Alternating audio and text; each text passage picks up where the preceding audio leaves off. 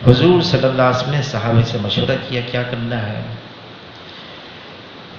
مشورہ ہو گیا کہ ایک جماعت بنائی جائے، جماعت بھیجی جائے، اور وہ جماعت جائے بنو قریظہ.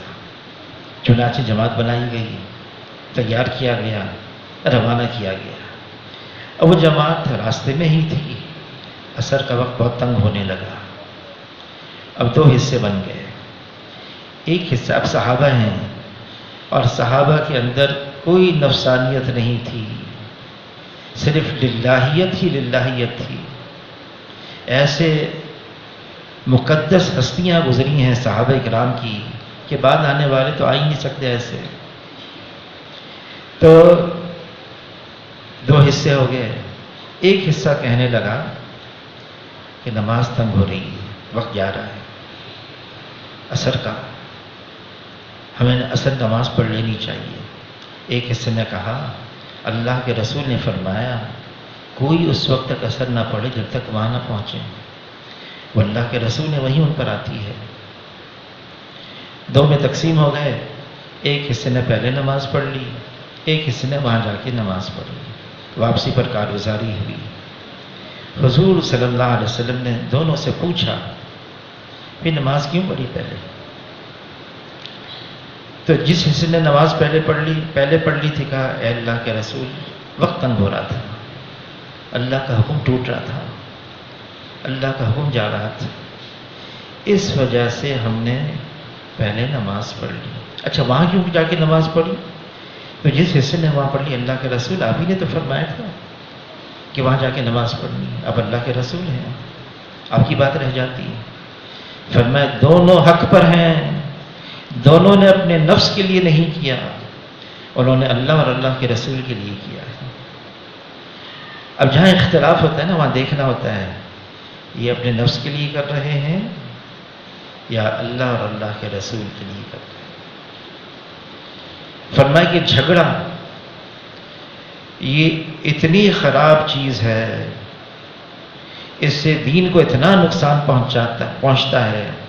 اللہ تعالیٰ فرمانے لڑنا نہیں جھگڑنا نہیں، ورنہ تم کم ہمت ہو جاؤ گی، تمہاری ہوا اکھڑ جائے گی. آپس کی لڑائی سے آدمی ہمت کھو دیتا ہے، حوصلہ ہار جاتا ہے، حوصلہ بھی نہیں رہتا، ہمت بھی نہیں رہتی، اور اللہ کی مدد بھی چلی جاتی ہے، پھر نہ ادھر کا نہ ادھر کا. اس لیے خاص طور سے فرمایا حج کے سفر میں دیکھو عکاسی ہو رہی ہے، یہ امت پنے کی عکاسی ہو رہی، امت پنے کی. یہ امت ہے، اکٹھی ہے، ایک ہے.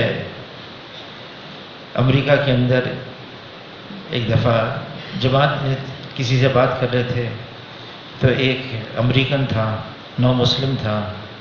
اس نے کہا اب یہ نہ کہا کریں کہ ہم ایک ہیں، اکٹھے ہیں. میں نے کہا کیوں؟ کہ ایسا لگتا ہے جیسے ہم اکٹھے نہیں ہیں، ہم ایک نہیں ہیں. اور کہا یہ سوچ کر ہی میرا دل لرز جاتا ہے، یہ سوچ کر ہی میرا دل لرز جاتا ہے کہ ہم کیوں نہیں اکٹھے ہیں، ہم کیوں نہیں ایک ہیں. اب قرآن بھی ایک ہے، نبی بھی وہی ہے، اللہ بھی وہی ہے، خانہ کعبہ پہ پہنچ رہے ہیں وہ بھی ایک ہے. پھر کیا وجہ ہے؟ یہ امت کیوں تقسیم ہو گئی اور کس بات پہ تقسیم ہوئی؟ چھوٹی چھوٹی باتوں پر، اور جس کی وجہ سے امت کی قوت اور طاقت ختم ہو گئی. حالانکہ بیت اللہ میں جمع ہو رہے ہیں. ہاں اللہ تعالیٰ نے مختلف قبائل میں مختلف قوموں میں تقسیم کیا ہے تعارف کے لیے، یہ فلاں قبیلے کا ہے، فلاں قوم کا ہے، تعارف کے لیے، تفاخر کے لیے نہیں کہ آدمی فخر کرے نہیں میں فلاں ہوں. وہ شیخ الحدیث مولانا زکریا صاحب رحمۃ اللہ علیہ نے ایک کتاب لکھی ہے ام الامراض. اس میں ایک واقعہ لکھا ہے، وقت کا بادشاہ تھا، وہ جا رہا تھا. اس زمانے کے بادشاہ بھی جو ہے نا پیدل چلتے تھے، گلیوں میں گھومتے تھے، لوگوں سے مل جل کرتے تھے. بہرحال وہ جا رہے تھے تو اس زمانے کے ایک بزرگ تھے، وہ بھی آپس میں ٹکراؤ ہو گیا، ملاقات ہو گئی اور وہ گزر گئے. کہا حضرت آپ نے مجھے پہچانا نہیں؟ ان کو بلایا، حضرت آپ نے مجھے پہچانا نہیں، میں کون ہوں؟ بادشاہ نے کہا، تو بزرگ نے کہا میں نے پہچانا نہیں تم نے. پھر جانے لگے، ارے حضرت آپ نے نہیں پہچانا؟ نہیں میں نے پہچانا. اچھا میں کون ہوں؟ تو بزرگ کہنے لگے تمہاری ابتدا ناپاک قطرہ اور انتہا مردار، درمیان میں گندگی لیے پھر رہے ہو. یہ کہہ کے پھر وہ بزرگ چلے گئے. تو یہ بادشاہ سلامت سوچ میں پڑ گئے کہ ہاں واقعی اس زمانے کے بادشاہ بھی ایسے تھے، واقعی انہوں نے مجھے پہچان لیا، میری حقیقت تو یہی ہے. حضور صلی اللہ علیہ وسلم نے حج کے موقع پر صحابہ کرام کی ایسی تربیت فرمائی. لیکن غصہ تو آتا ہے ہر ایک کو، کون ہے جس کو غصہ نہیں آتا؟ حضور صلی اللہ علیہ وسلم کو بھی غصہ آیا، لیکن غصے کی حالت میں آیا، غصے کے موقع پر آیا. اور ایسا غصہ آیا کہ عمر رضی اللہ تعالیٰ عنہ کچھ صحیفے پڑھنے لگے کہ دیکھیں یہ آپ جیسی باتیں ہیں اس کے اندر، اور نگاہ عمر رضی اللہ تعالیٰ کی صحیفے پر تھی. حضور صلی اللہ علیہ وسلم کے چہرے مبارک غصے کی وجہ سے بدلنے لگا، چہرے کا رنگ. ابو بکر رضی اللہ تعالیٰ نے فرمانے لگے، اے عمر تمہاری ماں تجھے روئے، تم دیکھتے نہیں حضور صلی اللہ علیہ وسلم کے چہرہ کو؟ پھر حضور صلی اللہ علیہ وسلم نے غصے کی حالت میں فرمایا کہ اے عمر جس پر یہ نازل ہوا ہے، یہ صحیفہ نازل ہوئے، اگر وہ اس وقت آ جائیں اس کو بھی میری شریعت پر عمل کیے بغیر نجات نہیں مل سکتی. اس سے اتنا آیا تھا، لیکن حضور صلی اللہ علیہ وسلم ترغیب دی ہے. کیا ترغیب دی ہے؟ غصے کی حالت میں ہو تو دیکھو غصے پر قابو پا لینا. پوچھا بتاؤ پہلوان کون ہے، بہادر کون ہے؟ عرض کیا اللہ کے رسول جو ہر ایک کو پچھاڑ دے اور کوئی اس کو پچھاڑ نہ سکے. ذرا قریب آ جائیں جی، آ جائیں قریب آ جائیں جی، حرکت کر لیں جی، حرکت کر لیں، ذرا پیچھے اور کچھ جگہ بن جائے گی. تو صحابہ نے عرض کیا اللہ کے رسول جو ہر ایک کو پچھاڑ دے کوئی اس کو پچھاڑ نہ سکے؟ فرمائے نہیں، پہلوان بہادر وہ ہے جو غصے کی حالت میں اپنے غصے کو قابو کر لے. غصے کی حالت میں اپنے غصے کو قابو کر لے. اللہ تعالیٰ حشر کے میدان میں ایسے شخص کو بلائیں گے سب کے سامنے اور اعلان کریں گے اس کو غصہ آیا تھا، جائز تھا اس کا غصہ، یہ اپنا غصہ اتار سکتا تھا، لیکن اس نے صرف اور صرف میرے لیے اپنے غصے کو قابو کر لیا. فرمائے جنت کی حوریں ہیں جن میں سے چاہے اپنے ساتھ لے جائے. کیا ہے؟ غصے کو قابو کرنا. والقاظمین الغیظ، اللہ تعالیٰ تعریف فرما رہے ہیں. حضور کی خدمت میں آیا ہے ایک صحابی، مجھے کوئی نصیحت فرمائے. حضور نے فرمایا لا تغضب، غصہ مت کرنا. تو عرض کیا اللہ کے رسول کچھ اور نصیحت فرمائے؟ فرمایا لا تغضب، غصہ مت کرنا. پھر عرض کیا اللہ کے رسول کچھ اور نصیحت فرمائے؟ فرمایا لا تغضب، غصہ مت کرنا. کہا اے اللہ کے رسول میں نے پلے باندھ لیا. چلے گئے. دو چیزیں ایسی ہیں، ایک کتاب میں لکھا ہے تلبیس ابلیس کتاب کا نام، اس میں لکھا ہے کہ دو باتیں ایسی ہیں جو انسان کی عقل کو کھا جاتی ہیں.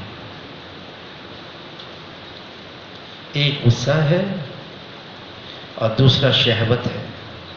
اور اس میں لکھا ہے یہ دو چیزیں ایسی ہیں اگر انسان ان کو قابو نہ کرے، غصہ اور شہوت اگر ان کو قابو نہ کرے تو شیطان کے ہاتھ میں ایسا ہوتا ہے جیسے بچے کے ہاتھ میں کھلونا ہوتا ہے. پھر شیطان اسے کھیلتا ہے. غصے کی حالت میں آدمی اپنے ہوش و حواس میں پورا باقی نہیں رہتا. دیکھا نہیں کہ آدمی کیسا اس کی آنکھیں سرخ ہو جاتی ہیں، اس کے ہاتھ پاؤں کانپنے لگتے ہیں. حضور صلی اللہ علیہ وسلم نے فرمایا جس کا مفہوم یہ غصہ یہ شیطان کی طرف سے ہے.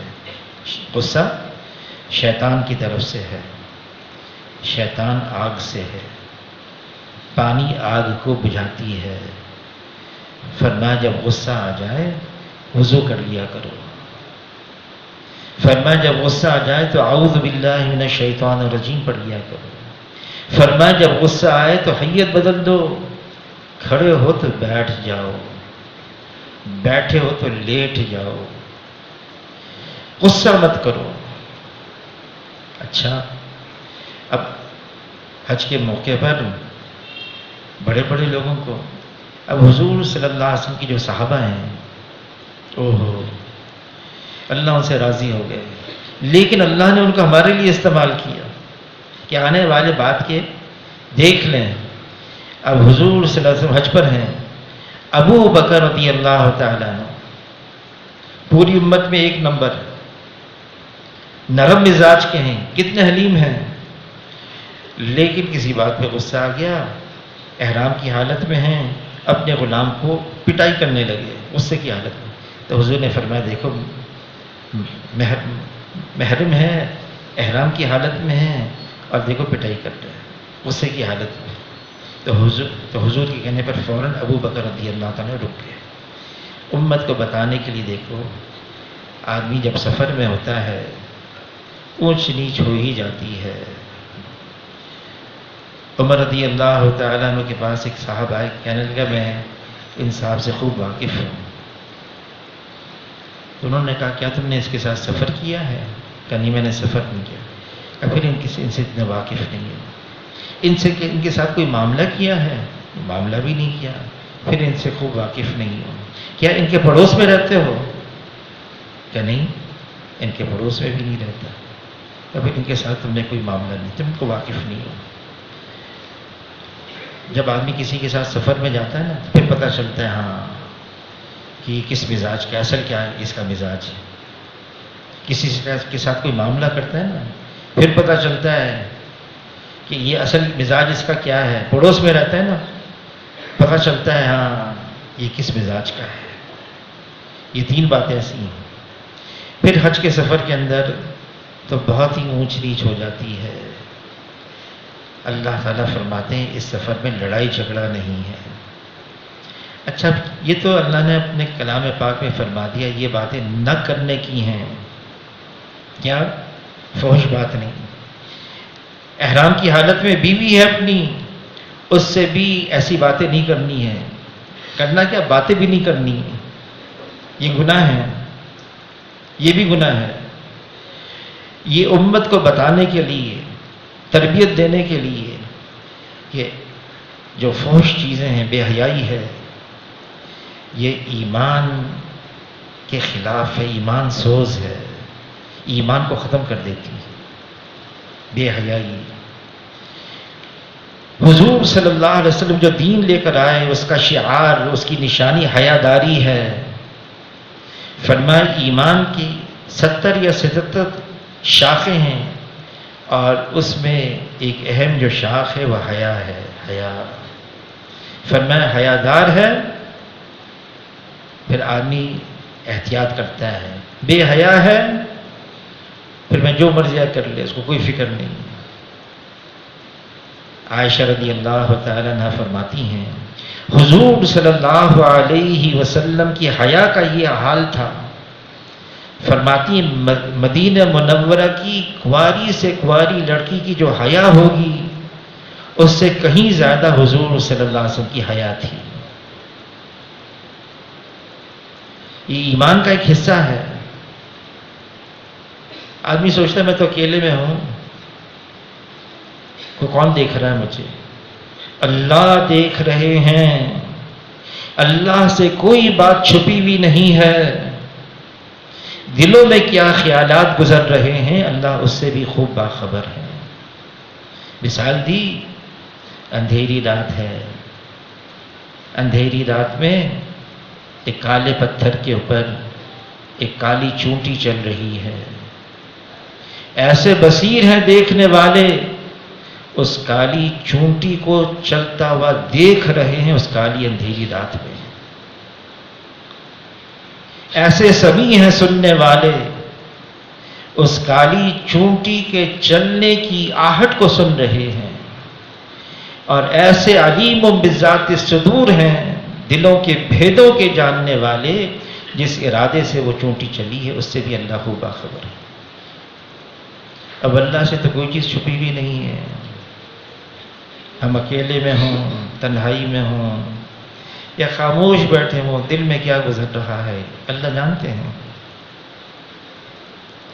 بے حیائی سے بچ کے رہنا یہ ایمان کو، روحانیت کو اس قدر کمزور کر دیتا ہے، پھر آدمی عمل پر آنا چاہے اس کے اندر اتنی روحانی طاقت نہیں ہوتی، اس کی ایمان کی سطح ایسی نہیں ہوتی کہ پھر وہ عمل کر سکے. بے حیائی کے گناہ آدمی کی نورانیت اور روحانیت کو ختم کر دیتی ہے.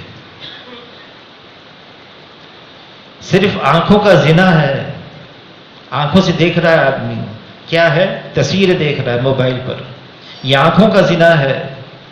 عثمان رضی اللہ تعالیٰ کی مجلس لگی ہوئی ہے اور دیکھ لیا، پھر میں کیا ہو گیا لوگوں کو آنکھوں کا زنا کر کے میری مجلس میں آ جاتے ہیں. اس کی جو گندگی ہے، اس کی جو مضر اثرات ہیں. پھر گناہوں کو، نافرمانی، اللہ کا حکم توڑ دینا. جب انسان کوئی گناہ کرتا ہے، اللہ کا کوئی حکم توڑتا ہے، اللہ سے ناراض ہو جاتے ہیں، اللہ سے دوری پیدا ہو جاتی ہے، اللہ کا قرب اور تعلق اس میں فرق آ جاتا ہے.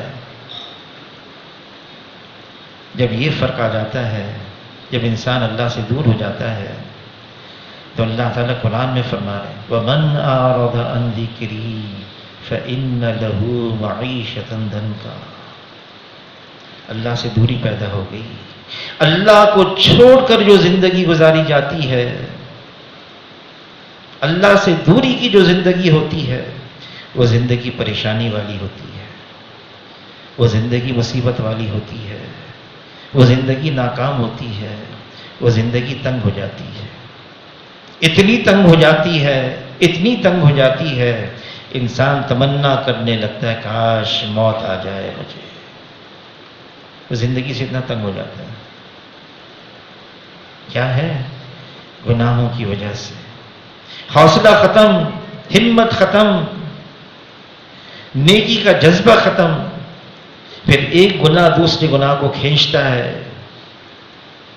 فرمایا جب انسان گناہ کرتا ہے اس کے دل میں کالا سیاہ نقطہ پڑ جاتا ہے.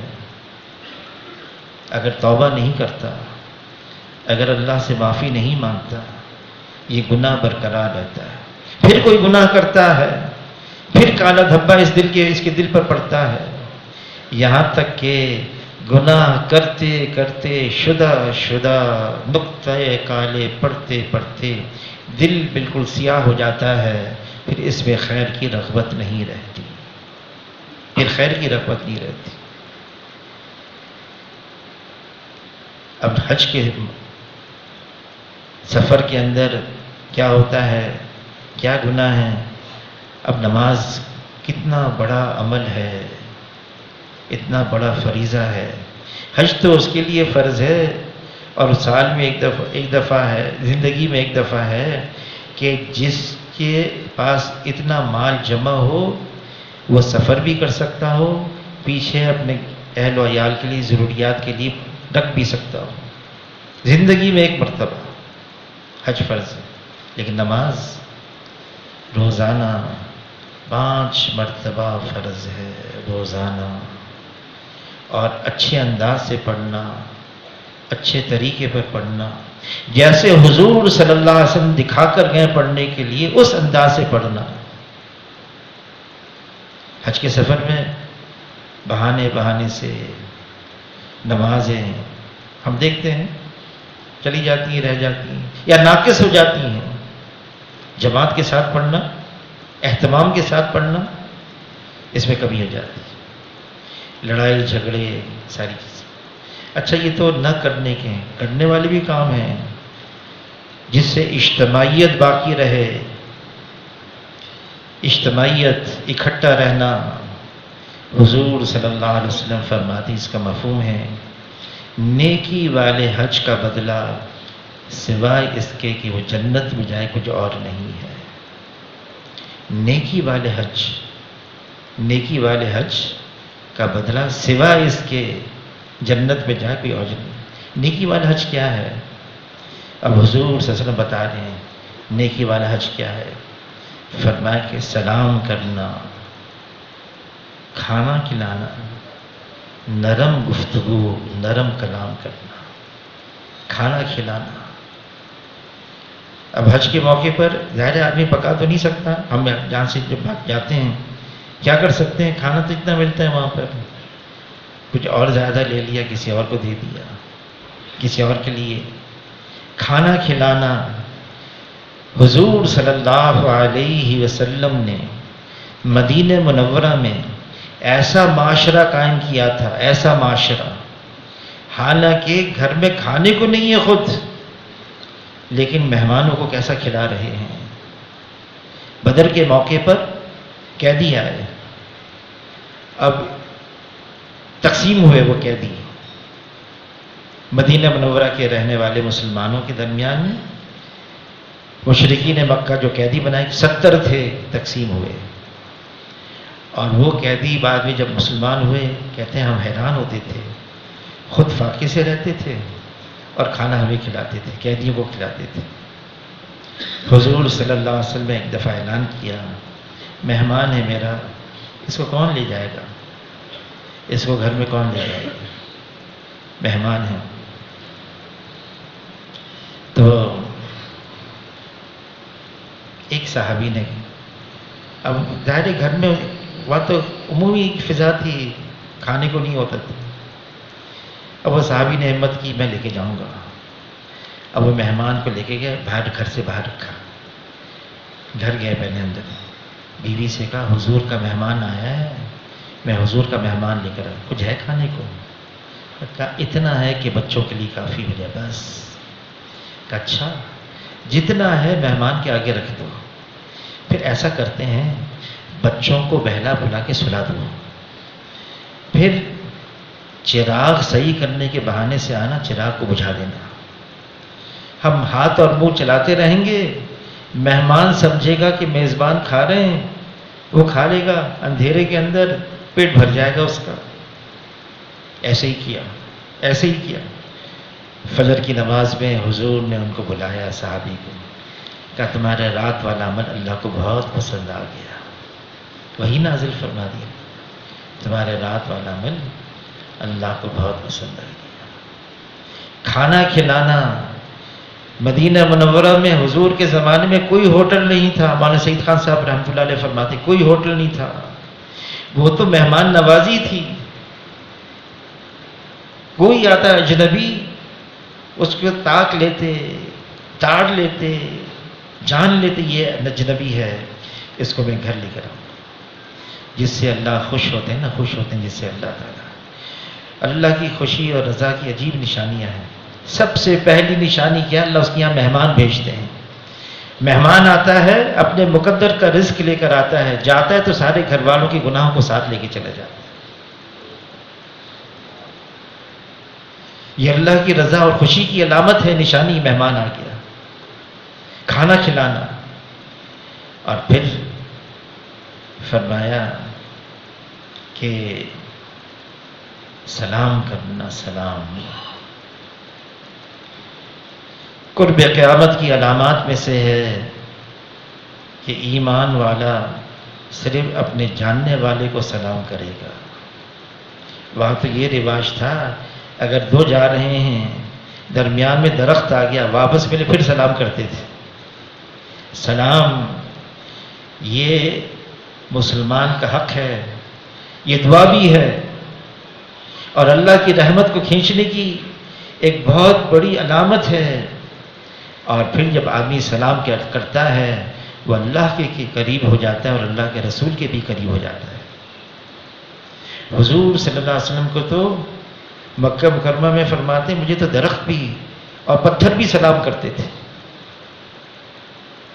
اور حضور فرماتے میں اس پتھر کو بھی پہچانتا ہوں، بہت بڑا پتھر میں جانتا ہوں، جب وہاں سے گزرتا تھا مجھے سلام کرتا تھا۔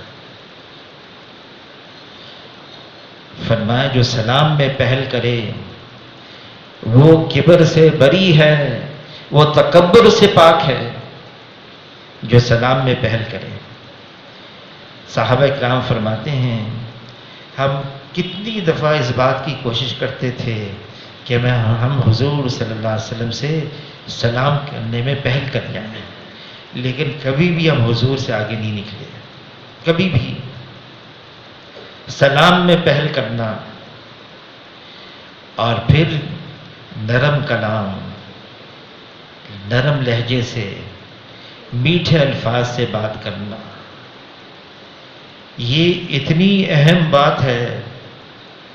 حضور صلی اللہ علیہ وسلم ایک صحابی کو نصیحت فرما رہے ہیں اور زبان کو پکڑ کے فرما رہے ہیں کہ دیکھو اس کو قابو میں رکھنا۔ عبداللہ ابن عمر رضی اللہ تعالیٰ عنہ جب سمجھتے تھے کہ میری زبان جو ہے نا اس وقت بے قابو ہو رہی ہے، ایک کنکری زبان کے نیچے رکھ لیتے تھے تاکہ احساس باقی رہے کہ میں جو لفظ نکالوں ذرا سوچ سمجھ کے نکالوں۔ حدیث پاک کا مفہوم ہے آدمی عمل کرتے کرتے کرتے جنت کے اتنا قریب ہو جاتا ہے کہ ایک بالشت رہ جاتا ہے، ایک بالشت، لیکن زبان کے ایسے بول نکال دیتا ہے۔ کہاں جنت کے قریب پہنچا اور کہاں جہنم کے گڑھے میں پہنچ جاتا ہے زبان کے الفاظ۔ تو مولانا یوسف صاحب رحمۃ اللہ نے فرمایا وہ کون سے بول ہوں گے؟ وہ بول ہوں گے جو اجتماعیت میں فرق پیدا کرتے ہیں۔ اجتماعیت میں مسلمان کے دل کو توڑ دے، دل آزاری، کسی کے دل کو تکلیف پہنچانا اپنے بول سے۔ فرمایا نیزے کی کاٹ کا زخم یہ بھر سکتا ہے، زبان کی کاٹ کا زخم یہ نہیں بھرتا۔ ہم جانتے ہیں ہمارے ساتھ ہوا ہے، کسی نے کوئی بول دیے اور کتنا ہمیں وہ پھر جب یاد آتے ہیں چپتے رہتے ہیں، اس نے ایسا کیوں کہا، مجھے ایسا کیوں کہا، وہ بولے سے۔ حضور صلی اللہ علیہ وسلم فرمایا نرم کلام، اب نرم کلام میں اتنا جامع لفظ ہے، یہ لہجہ بھی نرمی کا ہو۔ ایک تو آدمی جو ہے نا الفاظ ایسے کہہ دے لیکن لہجے میں فرق آ جائے۔ ایک صاحب تھے محروم ہو گئے اور ایسے انداز سے میری رائے ہے، میری درخواست ہے، میری التجا ہے۔ وہ التجا تو کر رہے تھے، درخواست تو پیش کر رہے تھے، لیکن لہجہ ایسا ہوتا تھا ان کے، الفاظ میں ایسے مٹھاس ہوں۔ اب پرائیویٹ مشورے میں ایک صاحب کہنے لگے کہ آدمی جائے تو انسپیکٹر بن کے نہ جائے، تواضع ہو، عاجزی ہو۔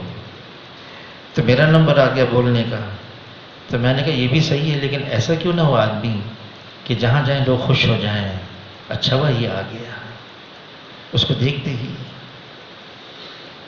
اس کے الفاظ ایسے میٹھے ہیں، اس کی بات اتنی ٹھنڈی ہوتی ہے، دل میں ٹھنڈک پیدا کر دیتی ہے۔ حضور صلی اللہ علیہ وسلم کے جو بول تھے، الفاظ تھے، جو مٹھاس تھی اس کے اندر، آدمی کا دل لے لیتی تھی، کھینچ لیتی تھی۔ نرم کلام، آدمی نرمی ہو، فرمایا جو نرمی سے محروم ہو گیا وہ ہر خیر اور بھلائی سے محروم ہو گیا۔ حضور صلی اللہ علیہ وسلم نے ترغیب دی ہے، دیکھو سب کے ساتھ نرمی برتو۔ تو عرض کیا پھر تو لوگ حاوی ہو جائیں گے؟ پھر میں خواہ حاوی ہو جائیں، میں پسند کرتا ہوں آدمی نرم ہی برتے، نرم رہے، گھر والوں کے لیے، اپنے بیوی بچوں کے لیے، اپنے ماتحتوں کے لیے، نوکروں کے لیے، جو ہمارے نیچے کام کر رہے ہیں ان کے لیے نرمی۔ انس رضی اللہ تعالیٰ عنہ فرماتے میں 10 سال حضور کی خدمت میں رہا، کبھی بھی حضور صلی اللہ علیہ وسلم نے یہ نہیں فرمایا ایسا کیوں کیا، ایسا کیوں نہیں کیا، کبھی بھی۔ اور انس رضی اللہ تعالیٰ فرماتے ہیں جتنی خدمت میں نے حضور کی قسم کھا کر فرماتے ہیں اس سے زیادہ حضور نے میری خدمت کی۔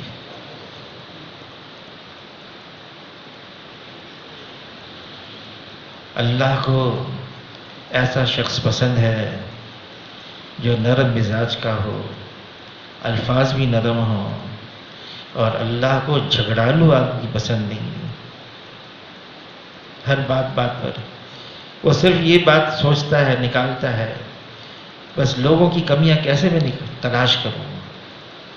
یہ اتنا بڑا گناہ ہے، لوگوں کی کمی نکالنا، تلاش میں رہنا، تجسس کرنا۔ اللہ نے منع فرمایا ہے تجسس مت کرو، تلاش مت کرو لوگوں کی کمیوں کو۔ بے عیب ذات صرف ایک اللہ کی ہے، اور اللہ میں کوئی کمی نہیں، کوئی کجی نہیں، کوئی خامی نہیں۔ پھر اللہ نے فرشتوں کو ایسا بنا دیا، معصوم، گناہ کا جذبہ نہیں رکھا، اور انبیاء علیہ السلام معصوم بالخطا ہیں، گناہ ہو نہیں سکتا، اور صحابہ کرام اللہ ان سے راضی ہو گئے۔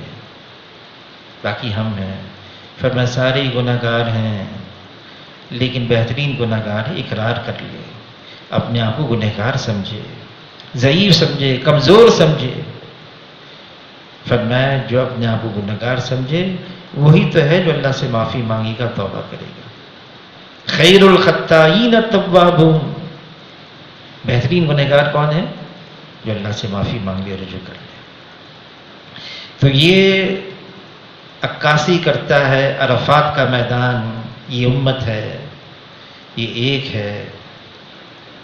یہ امت کسی قوم، طبقے، علاقے، زبان اس سے نہیں بنی ہے۔ حضور کے زمانے میں صہیب رضی اللہ تعالیٰ روم کے تھے، سلمان رضی اللہ تعالیٰ فارس کے تھے، بلال رضی اللہ تعالیٰ حبشہ کے تھے۔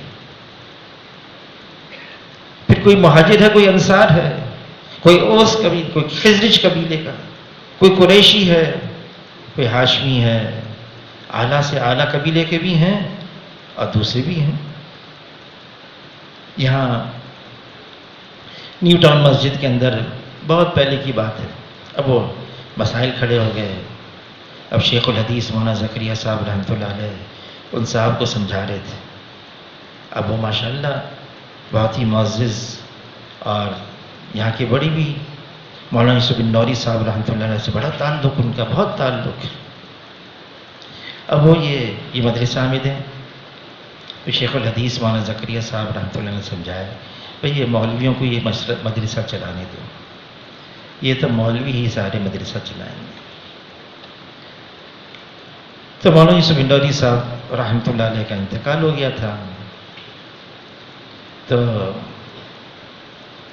اس زمانے کے اندر شروع میں اس مدرسے میں صرف پشتو بولنے والے، بنگالی بولنے والے یہی تھے جو مدرسے میں پڑھ رہے تھے۔ تو انتظام جو ہے نا وہ پشتو بولنے والوں کے ہاتھ میں۔ تو انہوں نے ایک بات کہہ دی ایسی، حضرت شیخ اتنا ناراض ہوئے۔ پھر حاجی صاحب فرمانے لگے جو عصبیت کی بنیاد پر کوئی رائے قائم کرتا ہے وہ جہنم کے خس و خاشات کے اندر ہوگا۔ اور فرمایا عصبیت یہ تو امت کو ذبح کرتی ہے، میں فلاں قوم کا یا یہ اس قوم کا یہ تصور ہی نہیں اس امت کے اندر۔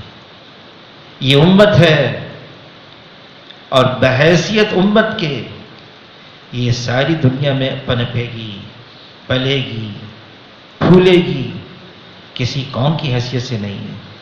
وہاں ترکی گئے تو حاجی صاحب نے کہا، بیان فرمایا کہ ابھی تم اپنے آپ کو ترک مت کہو۔ تو ایک ترک کھڑا ہو گیا، بھئی ہم تو ہیں نسل در نسل ترک، اپنے آپ کو ترک کیوں نہیں کہیں؟ کہیں گے میں یہ کہہ رہا ہوں یہ تو تعارف کے لیے اپنے آپ کو امتی کہو، امتی. یہ اتنا اونچا رتبہ ہے، یہ اتنا اونچا درجہ ہے، نسبت ہو گئی جناب رسول اللہ صلی اللہ علیہ وسلم سے. ہم اندازہ نہیں لگا سکتے یہ کتنی اونچی نسبت ہے جناب رسول اللہ صلی اللہ علیہ وسلم سے، جو اولین و آخرین، سید الاولین و آخرین ہیں، جو سید ولد آدم ہیں، جو وجہ تخلیق کون و مکان ہیں، جو امام الانبیاء ہیں، جو شافی محشر ہیں، جو ساقی کوثر ہیں، جن کا رتبہ اللہ کے بعد ہے. لا یمکن الثناء کما کان حقہ بعد از خدا بزرگ توئی قصہ مختصر. ان سے ہماری نسبت ہو گئی. علماء حضرات فرماتے ہیں جو مٹی حضور کے بدن سے لگ گئی وہ مٹی اللہ کی عرش معلیٰ سے زیادہ قیمتی ہے. تو جو مسلمان کہے میں حضور کا امتی ہوں، اس کا کتنا اونچا رتبہ ہوگا. تو حاجی صاحب نے کہا میں تو یہ کہہ رہا ہوں اپنے آپ کو امتی کہو، اپنا درجہ کم مت کرو. اگر تم یوں کہتے ہو میں تو ترکی ہوں، میں پاکستانی ہوں، میں افغانی ہوں، میں فلاں ہوں، میں فلاں ہوں، تو تم نے اپنا رتبہ گھٹا دیا. یہ امت ہے، اور بحیثیت امت کے ہماری پہچان یہ ہے ہم حضور صلی اللہ علیہ وسلم کی امتی ہیں. یہ سب سے بڑی پہچان ہے ہماری، سب سے اعلیٰ پہچان. تو یہ سارا جو حج کے موقع پر ہم جمع ہوتے ہیں یہ ساری باتیں اہم ہیں، اور آدمی یہیں سے اگر مشق کر کے جائے نا تو وہاں پر آسان ہے. اور صرف وہاں کے لیے نہیں ہے یہ تو ہر جگہ کے لیے ہے، ہر وقت کے لیے ہے، ہر ایک کے لیے ہے، ہر فرد امت کے لیے ہے. ہم اپنے اندر یہ صفات کو پیدا کریں.